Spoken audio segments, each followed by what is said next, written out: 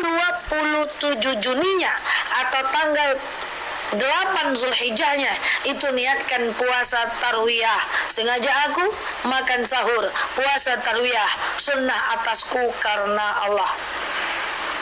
Oke, puasa tarwiyah namanya. Nah, tanggal 28 Juninya atau tanggal 9 Zulhijjah niatkan puasa Arafah. Sengaja aku makan sahur, berpuasa Arafah, sunnah atasku karena Allah.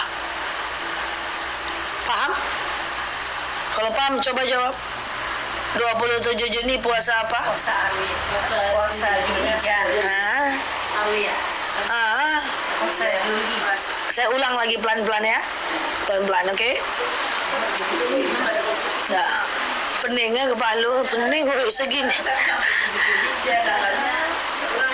Sekarang tanggal tuh. Oke. Pelan-pelan aja. 20 Juni sampai tanggal 26 Juni itu kan 7 hari tuh.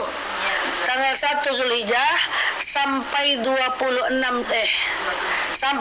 Zulhijjah atau 20 Juni sampai 26 Juni itu niatkan puasa Zulhijjah.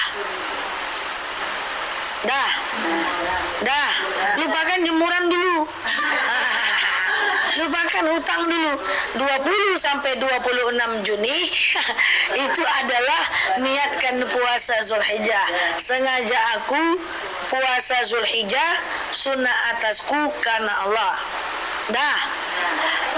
Tanggal 8 Zulhijjahnya atau tanggal 27 Juninya itu niatkan puasa tarwiyah. Sengaja aku makan sahur, puasa tarwiyah lillahi ta'ala. Dah. Tanggal 28 Juninya itu atau tanggal 9 Zulhijjahnya niatkan puasa Arafah. Sengaja aku makan sahur, puasa Arafah, sunnah atasku karena Allah. Niatnya dulu, baru nanti haruskah puasa wajib dulu, kalau belum ganti puasa gimana? Tuh nanti niatnya dulu nih. Oke? Dah paham? Nah, kalau paham coba jawab. Tanggal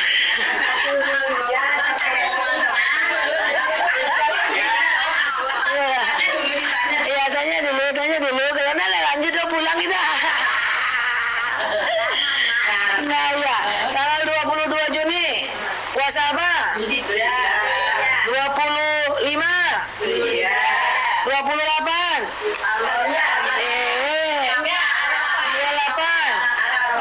Arafah, 26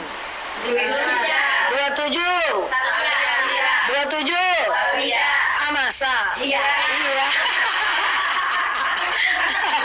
Ya. Nah, perkaranya apakah ini harus 9 hari berturut-turut? Oke. Apakah ini harus 9 hari berturut-turut? Tidak.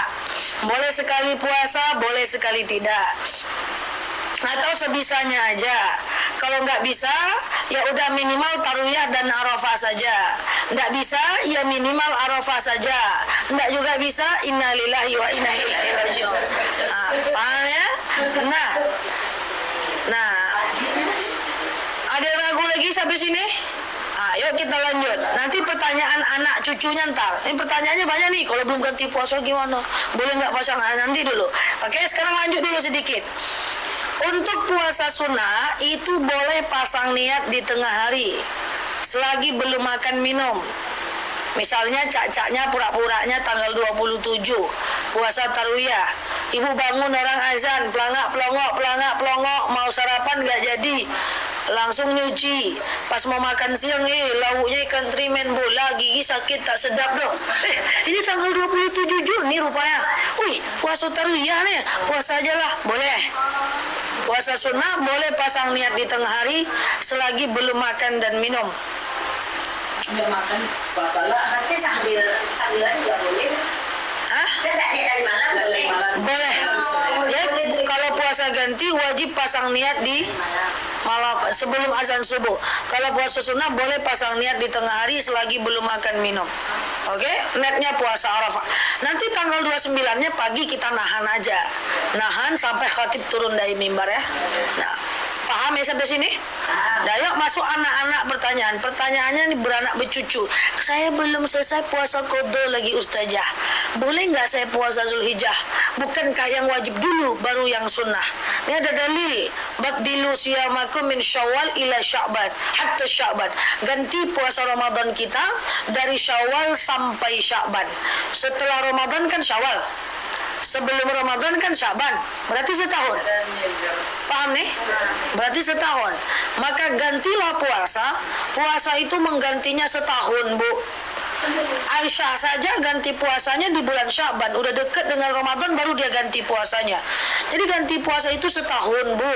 Nah, artinya apa? Silahkan pasang puasa Zulhijjah dulu, puasa Arafah dulu, puasa Tarwiyah dulu, nggak ada masalah. Toh ganti puasa kan setahun. Ganti puasa bisa belakangan, nggak ada masalah. Sama dengan puasa Syawal. Suka nanya, ganti puasa dulu atau Syawal dulu? Syawal dulu atau ganti puasa dulu? Terserah. Sebenarnya adalah puasa duluan, ganti puasa. Tapi ganti puasa itu kan setahun. Syawal duluan boleh, ganti puasa duluan juga boleh. Yang tidak boleh adalah memasang dua niat dalam satu amal. Itu saya nggak nyaranin. Sengaja aku puasa ganti, please. Puasa Syawal lillahi ta'ala. Sengaja aku puasa ganti, please. Angguk luar biasa tak iya tanda. Ustazah, kalau saya qada puasa di waktu Zulhijjah, nanti dapat juga nggak puasa Zulhijjahnya? Ada dalil, innamal a'malu binniyat wa likulli minhum ma nawa wa likulli imri'in minhum ma nawa. Segala sesuatu tergantung pada niatnya dan seseorang hanya akan dapat apa yang dia niatkan saja. Kalau niatnya ganti puasa, maka dapatnya puasa ganti. Kalau niatnya puasa Arafah, maka pahalanya puasa Arafah. Ustazah, boleh nggak ganti puasa di hari Senin Kamis? Boleh, tapi niatnya satu saja. Apakah nanti dapat pahala Senin Kamis? Tidak. Walikulli imri'in minhum ma nawa. Dia cuma dapat apa yang dia niatkan saja. Tapi dia akan dapat berkah Senin Kamisnya. Karena di hari Senin Kamis itu malaikat akan membawa catatan amal kita ke langit. Dan kita diharapkan ketika ketika amalan kita itu dibawa, kita sedang berpuasa. Jadi boleh ganti puasa di Senin Kamis, tapi niatnya satu saja, nanti dapat berkah Senin Kamisnya. Sampai sini paham? Muncul lagi anak-anak pertanyaan, Ustazah, kalau di hari Senin Kamis, tahu-tahu di situ ada puasa Zulhijjah juga, gimana? Boleh nggak pasang niat dua? Nggak usah pusing-pusing, cari niat yang limited edition, pasang satu niat. Senin Kamis dengan Yaumul Bid berbenturan, pasang niat Yaumul Bid. Yaumul Bid dengan nisfu Sya'ban berbenturan, pasang nisfu Sya'ban. Senin Kamis dengan Zulhijjah berbenturan, pasang Zulhijjah. Hal-hal seperti itu tidak usah diragukan. Gas aja puasa Arafah atau puasa Zulhijjah, tidak ada problem. Sampai sini paham? Sudah.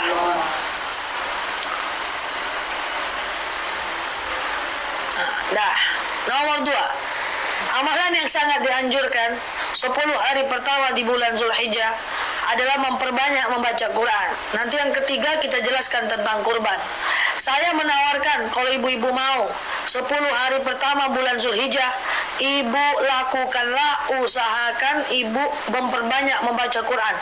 Karena pahalanya besar. Kalau ibu mau, saya menawarkan, bacalah Quran, khatamkan dalam 10 hari. Mau?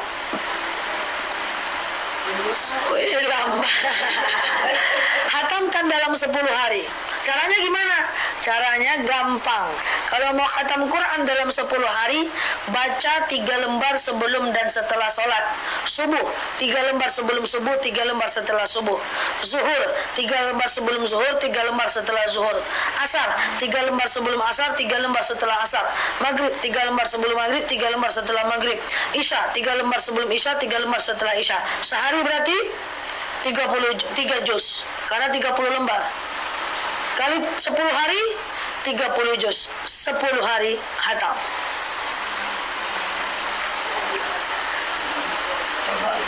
Mau? Alhamdulillah, insyaallah. Itu ya. Nah, jadi itu caranya. Kenapa 3 lembar sebelum dan setelah? Supaya kita lebih enjoy dan lebih rileks melakukannya. Karena kalau 6 lembar sehabis sholat nanti kita capek. Nggak bisa saja 10 hari itu terlalu banyak. Ya udah 30 hari deh selama bulan Zulhijjah. Kalau mau khatam 1 bulan selama bulan Zulhijjah, bacanya 2 lembar setiap habis sholat. 2 lembar subuh, 2 lembar zuhur, 2 lembar asar, 2 lembar maghrib, 2 lembar isya. Maka sebulan berarti sehari berarti 10 lembar. 10 lembar itu 1 juz. Kali 30 hari 30 juz. Nah, terakhir yang ketiga akan saya jelaskan tentang kurban. Amalan yang sangat disunahkan di hari raya Idul Adha adalah tentang kurban. Ibu-ibu, kurban itu kalau kambing 1 orang 1 nama. Tapi yang 1 nama ini bisa mendoakan pahalanya untuk orang lain. 1 sapi maksimal 7 nama. 1 unta maksimal 7 nama. Kalau 1 kelas 40 orang atau 1 divisi 1 kantor 40 orang membeli 1 sapi, itu bukan kurban namanya. Itu adalah sedekah. Karena nisab dari kurban 7 nama 1 hewan kurban. Sampai sini paham? Coba jawab kalau paham. 1 orang 10 hewan kurban. Boleh? 1 orang 10 enggak. Kan 7. Kan 7 dengan 7 batas. Oh, di batas. Oh, 10 ekor. 1 orang 10 ekor boleh lah. 1 orang 10 ekor. Boleh? Boleh. 10 orang 1 ekor. Boleh? 10 orang 1 ekor boleh. Dah? Kemudian yang kedua, nanti saya ambil yang penting-penting aja. Siapapun yang berkurban, doakan pahalanya untuk orang yang tidak berkurban. Kenapa? Karena Rasulullah sekali dia berkurban, dia doakan semua orang. Ya Rabb, ya Tuhanku, hada kurbati, ini kurbanku. Fajaza'uhu li zaujati, pahalanya untuk istriku. Wa banati, anak perempuanku. Abnai, anak laki-lakiku. Wal mujahid, para mujahid. Wasyahidin, untuk orang yang mati syahid. Wali ummati kulluh, seluruh umat. Sekali dia berkurban, semua orang dia doakan. Maka nanti atas nama siapapun kurbannya, bilang sama nama orang yang berkurban, doakan pahalanya untuk orang yang tidak berkurban. Pertanyaannya, kapan didoakan? Doakan pahalanya untuk orang yang tidak berkurban selama hari tasyrik, lebaran pertama, lebaran kedua, lebaran ketiga. Lebaran pertama ingat nama fulan, doakan. Lebaran kedua ingat nama kawan yang lain, doakan. Lebaran ketiga ingat nama saudara yang lain, doakan. Siapapun yang berkurban, doakan pahalanya untuk orang yang tidak berkurban. Oke? Paham? Poin yang ketiga tentang kurban, hukum memakan hewan kurban selama hari tasyrik, lebaran pertama, lebaran kedua, lebaran ketiga. Hukum memakan hewan kurban selama hari tasyrik, lebaran pertama, lebaran kedua, lebaran ketiga. Itu hukumnya adalah sunnah. Nggak bisa makan banyak, cicip sedikit saja, baca sholawat untuk dapat berkahnya. Nggak juga bisa, cicip kuahnya saja, baca sholawat untuk dapat berkahnya. Nggak juga bisa, seserahlah ya. Yang penting dimakan ya, supaya kita mendapatkan berkahnya. Tapi hukum memakan hewan kurban hari keempat, 5, 6, sebulan, 2 bulan, 3 bulan, kalau masih bersisa dia dengan di freezer ibu itu, hukumnya halal dimakan, cuman pahala sunnahnya udah hilang. Oke? Itu ya.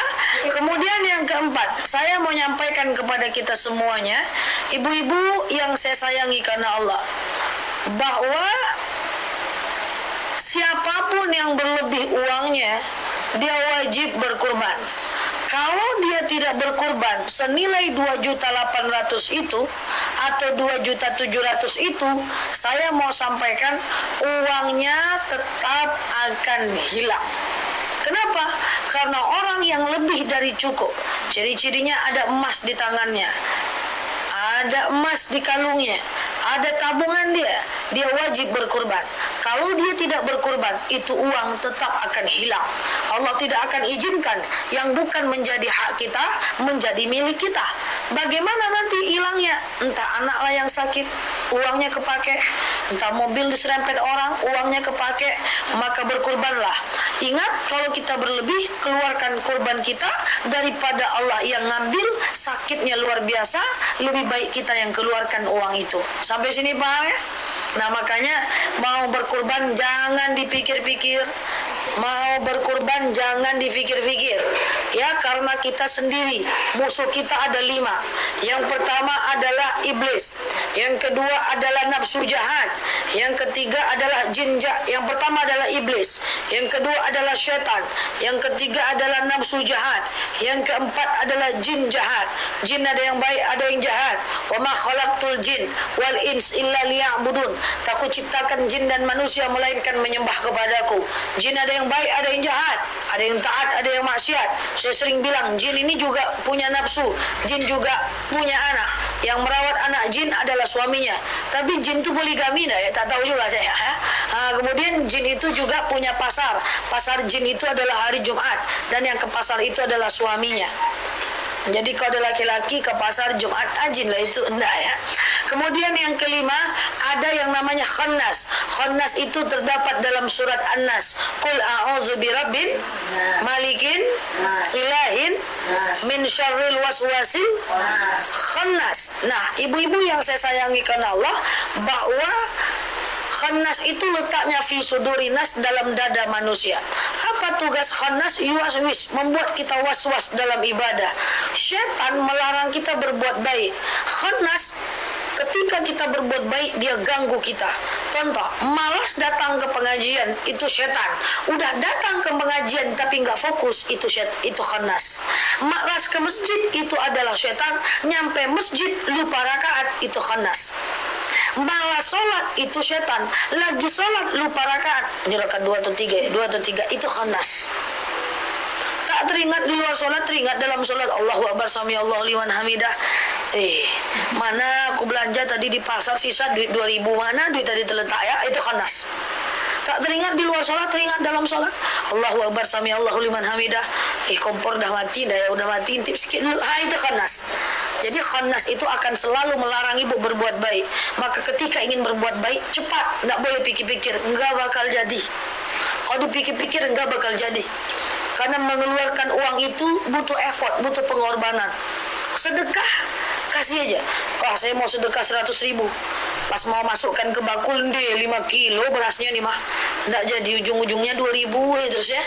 BBM naik berkali-kali, bawang merah, bawang putih. Sedekah tak naik-naik, 1.000, 2.000 terus. Kenapa? Khannas. Jadi kalau ingin berbuat baik, cepat. Tidak usah pikir-pikir.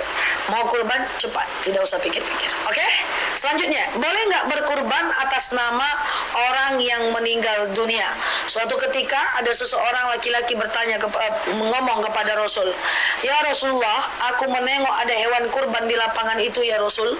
Andaikan mak dan bapakku hidup, dia pasti pengen berkurban." Apa kata Rasulullah? "Kau pulang, kau ambil uangmu dan kau kurbankan atas nama mak dan bapakmu." Jadi boleh nggak berkurban atas nama orang meninggal? Jawabannya boleh. Tapi kalau ditanya mana lebih baik, berkurban atas nama orang meninggal atau atas nama orang hidup, tentu lebih baik atas nama orang hidup. Kenapa? Kalau berkurban atas nama orang meninggal, yang dapat pahala cuman orang meninggal. Orang meninggal tidak bisa mendoakan pahalanya untuk orang hidup. Tapi kalau berkurban atas nama orang hidup dapat pahala, orang hidup bisa mendoakan orang yang lain, dan orang hidup bisa doakan orang yang meninggal. Paham? Selanjutnya, boleh tidak berkurban jauh? Saya di Pekanbaru, kurbannya di Padang. Boleh? Sebenarnya kurban itu lebih baik di tempat yang dekat dengan kita. Cuman masalahnya adalah kadang-kadang di tempat kita ini sudah banyak orang kaya, hewan kurbannya sudah banyak, maka kita ingin berkurban jauh. Boleh? Boleh saja. Muncul pertanyaan anak. Ini pertanyaan anak-anak ini banyak nih ya. anak-anak dari statement itu. Kalau kurbannya jauh Ustazah, nanti kita nggak nengok proses pemotongannya. Kalau dia jauh, nanti kita nggak nengok cemana kita mau makannya. Ini kita jelaskan. Pertama, kalau dia jauh, kita nggak nengok proses pemotongan hewan kurbannya. Memang menengok proses pemotongan hewan kurban itu adalah sunnah. Tapi saya luruskan pelan-pelan. Sunnah menengok proses pemotongan hewan kurban. Bukan hewan kita doang yang kita tengok, sunnah. Hewan orang lain pun kita tengok proses pemotongannya, sunnah. Dan orang yang tidak berkurban pun menengok proses pemotongannya juga sunnah. Maka orang yang berkurban dapat pahala 3. Pahala makan, pahala nengok proses pemotongan, dan pahala kurban. Dan orang yang tidak berkurban dapat pahala 2. Pahala makan, pahala nengok. Jadi yang mau saya luruskan, menengok proses pemotongan hewan kurban memang sunnah, tapi bukan hewan kita yang kita tengok hukumnya sunnah. Hewan manapun kita tengok hukumnya sunnah. Nggak perlu kita pulang kampung pula menengok hewan kita di situ yang ganteng itu. Sama aja, ditengok di sini sama pahalanya. Kita kan banyak salah paham nih. Kita bilang cuman hewan kita aja yang ditengok hukumnya sunnah, ya kan? Sehingga yang menengok proses pemotongan itu kadang-kadang orang yang berkurban aja. Orang yang tak berkurban tak menengoknya. Orang berkurban yang menengok itu pun salah pula. Ngomong-ngomong dia dengan kerbau tuh, bau. Nanti jemput kami di akhirat ya bau. Datang kerbau tuh bilang, iyo, kan kacau ya. Jangan ngomong-ngomong dengan kerbau tuh, nah ada manfaatnya. Yang menjemput kita tuh bukan dia jadi tanah.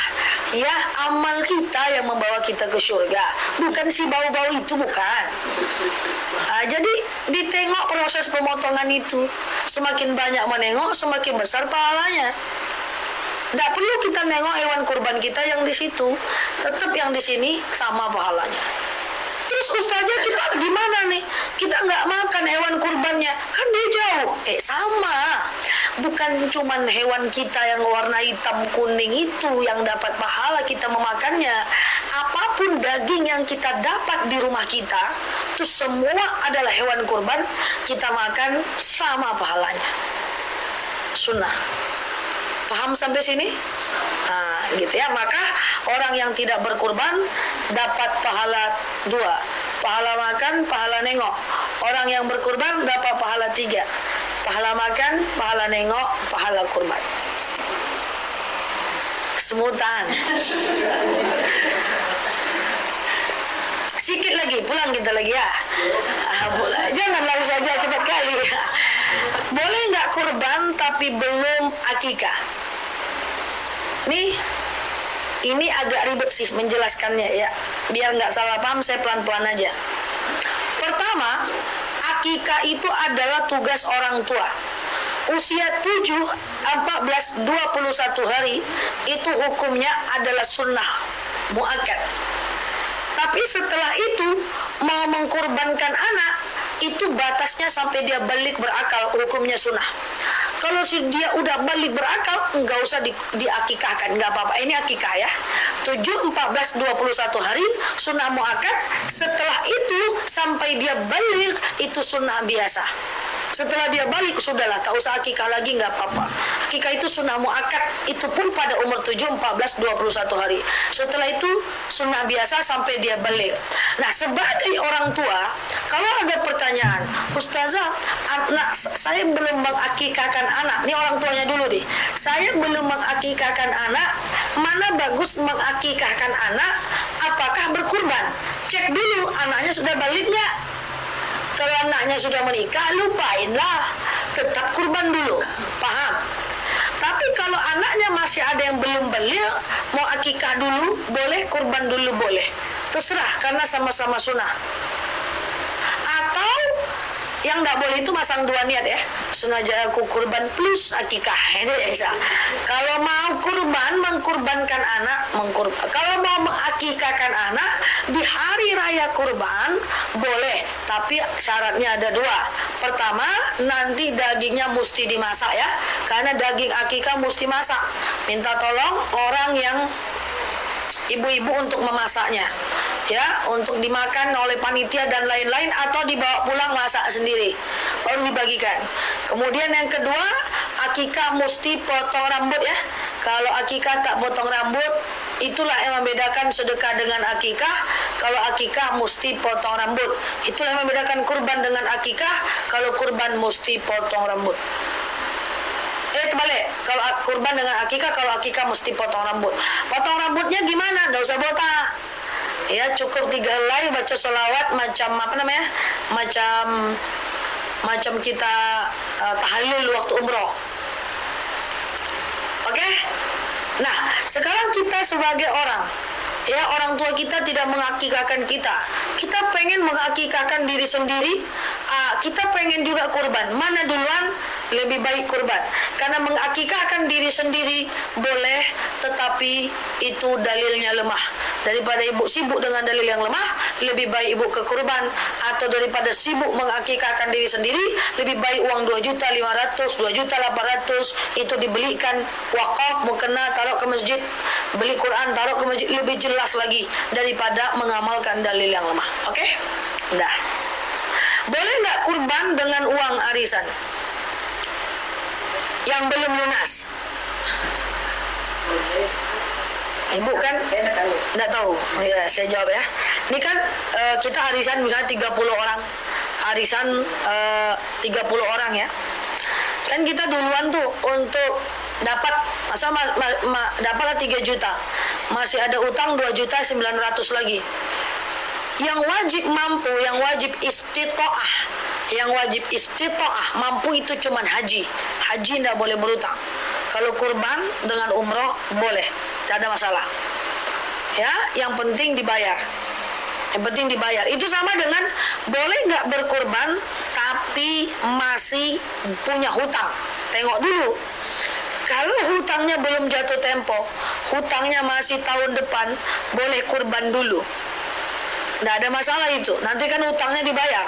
Kalau hutangnya nggak dibayar, kurbannya tetap sah. Tinggal dihitung mana berat dosa dan pahalanya. Kurban pahala, nggak bayar hutang berdosa. Sholat pahala, nyuri uang suami dosa. Sholat pahala, gosip dosa. Nanti ada yang mau mizan, hari perhitungan. Nggak bisa amal itu dicampur-campur. Pakai jilbab tapi gosip, bagus lagi aku tak berjilbab, nggak gosip aku nggak bisa gitu. Yang pakai jilbab berpahala, gosip berdosa. Kita tak pakai jilbab berdosa, baiknya berpahala. Paham ya? Jadi amal itu satu persatu. Jadi kalau hutangnya belum jatuh tempo, silahkan kurban duluan. Tapi kalau hutangnya serentak dengan kurban, maka hutang duluan. Yang tak boleh itu adalah utangnya udah jatuh tempo, nggak dibayar-bayar, pas kurban bersemangat, di-upload lah tuh, Masya Allah, Tabarakallah. Inilah kerbauku guys, selfie dengan kerbau. Semoga tahun depan bisa berkurban lagi ya guys. Hutangnya bisa selak. Orang yang dihutangkan sakit hati, tanggal jantungnya. Kurban bisa kok, bayar hutang bisa kok ya. Itu tidak boleh. Ya kan jatuh tempo masih lama. Dah. Berarti Ustaz, Apa? Saya kalau masalah akikah tadi, kalau udah besar berarti nggak dapat sunat, tak dapat pahala. Akikah sunnah. Kalau kita Maksudnya yang akikah itu udah kayak kita misalnya udah nikah, tugas orang tua cuma sampai balik aja. Setelah itu lebih baik wakaf saja, lebih jelas lagi. Ustazah kalau enggak Ustazah, katanya kalau enggak berakikah nanti anaknya tergadaikan. Itu hadis. Setiap perintah hadis bisa jadi sunnah, bisa jadi wajib. Akikah tetap sunnah muakkad, tidak wajib. Hukumnya tetap itu, ya. Walaupun ada hadisnya. Sama dengan setiap larangan. Setiap larangan bisa jadi haram, bisa jadi makruh. Tidak setiap larangan itu berdosa. Kadang-kadang cuma makruh. Setiap perintah bisa jadi wajib, bisa jadi sunnah, belum tentu wajib, jangan-jangan cuma sunnah. Itulah gunanya ada ilmu hadis, di bawahnya ada ilmu tafsir hadis, sebab turunnya hadis, mustalahul hadis, sanad wal matan hadis, baru sampai kepada hukumnya di bawah. Hukum itu cuma hasil saja. Jadi walaupun ada dalil yang mengatakan dia tergadaikan, tetap aja itu sunnah.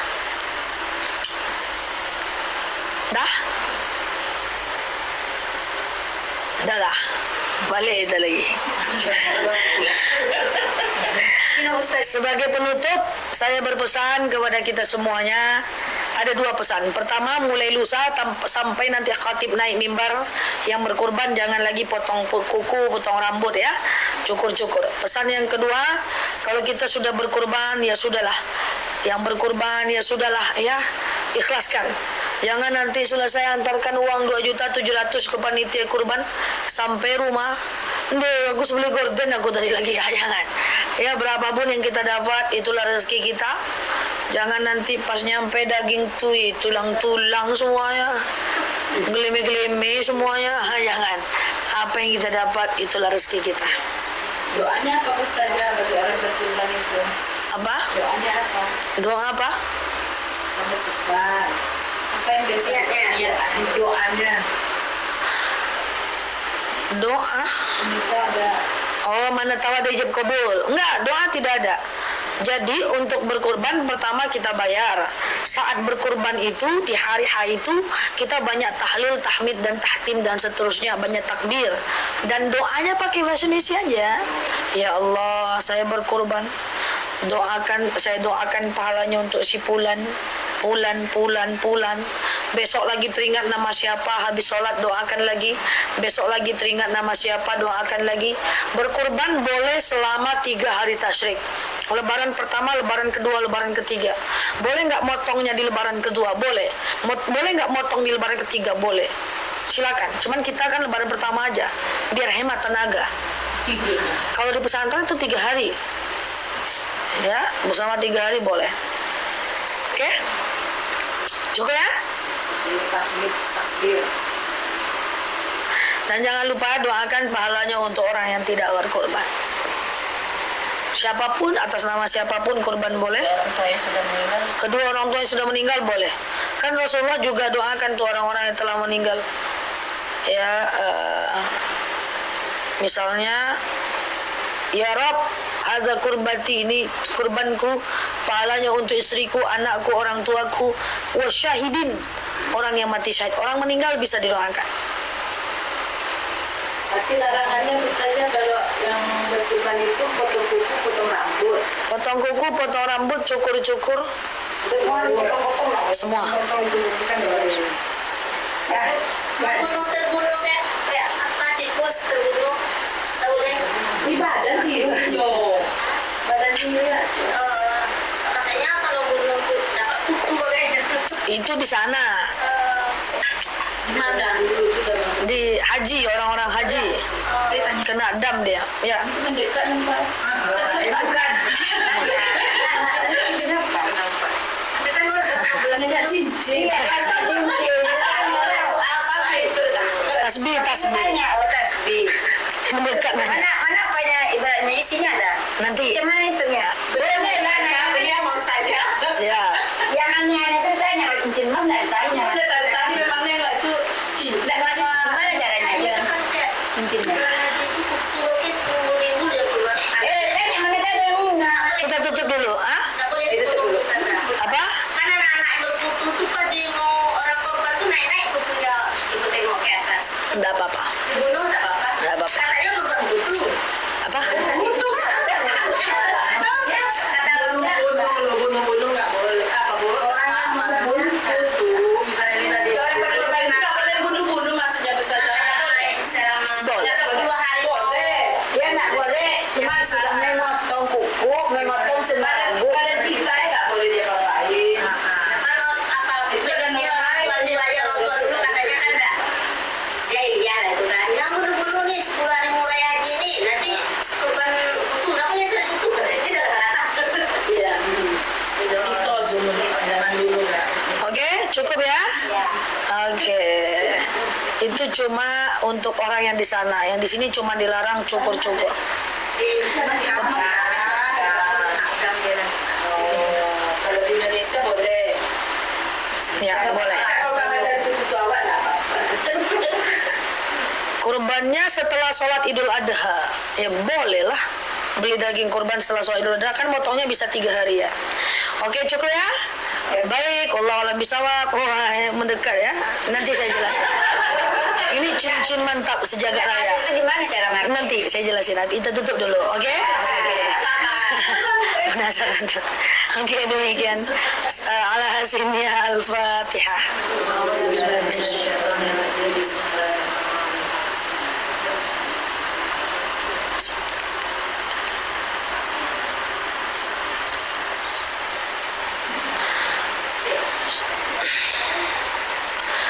Amin ya Allah, amin ya Rahman, amin amin ya mujibah sa'ilin. Allahumma salli ala Muhammad wa ala ali Sayyidina Muhammad.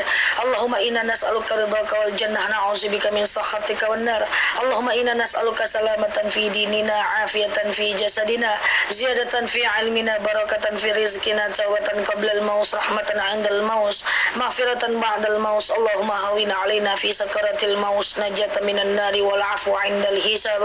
Allahumma anta salam minka salam wa ilaika ya'udu salam fahayina rabbana bisalam wa adkhilna al-jannata darussalam tabarakta rabbana wa ta'alaita ya hadzal jalali wal ikram. Allahumma inna na'udzubika minal hammi wal hazan, na'udzubika minal ajzi wal kasal, na'udzubika minal jubni wal bukhli, na'udzubika min ghalabati ad-dini wa qahari rijal. Allahumma yassir 'alaina umurana wa la tu'assir 'alaina umurana ya rabbal alamin. Allahumma in kana rizquna fis sama' fanzilhu, wa in kana rizquna fil ardi fa akhrijhu, wa in kana rizquna ba'idan fa qaribhu, wa in kana rizquna haraman fatahhirhu, wa in kana qalilan fakassirhu ya rabbal alamin. Allahumma yassir 'alaina umurana wa la tu'assir 'alaina umurana ya rabbal alamin. Allahumma khususan ila arwahi abaina wa ila arwahi ummahatina wa ila arwahi kulli muslimina wal muslimat. Allahumma ja'al qabrahum rawdatan min riyadil jannah wa la taj'al qabrahum huratan min hubarin niran. Allahumma yassir 'alaina umurana wa la tu'assir 'alaina umurana ya rabbal alamin. Allahumma inna na'udzubika minal hammi wal hazan, na'udzubika minal ajzi wal kasal, na'udzubika minal jubni wal bukhli, na'udzubika min ghalabati ad-dini wa qahari rijal. Allahumma khususan ila arwahi abaina wa ila arwahi ummahatina wa ila arwahi kulli muslimina wal muslimat. Allahumma ighfir lahum warhamhum wa'afi wa'fu anhum wa akrim nuzulahum wa wasi' madkhalahum waghsilhum bil ma'i was-salji wal barad wa naqqihim minal khataaya kama yunqqa as-sabul abyadu minad danasi wa abdilhum daran khairan min darihim wa ala khairan min ahlihim ya rabbal alamin. Allahumma istajib du'ana ya Allah, istajib du'ana ya Rahman ya Rahim ya mujibah sa'ilin. Allahumma salli ala Muhammad wa ala ali Muhammad. Subhana rabbika rabbil izzati amma yasifun, salamun alal mursalin, alhamdulillahi rabbil alamin. Wallahu alam bisawab. Assalamualaikum warahmatullahi wabarakatuh. Waalaikumsalam warahmatullahi wabarakatuh. Silakan.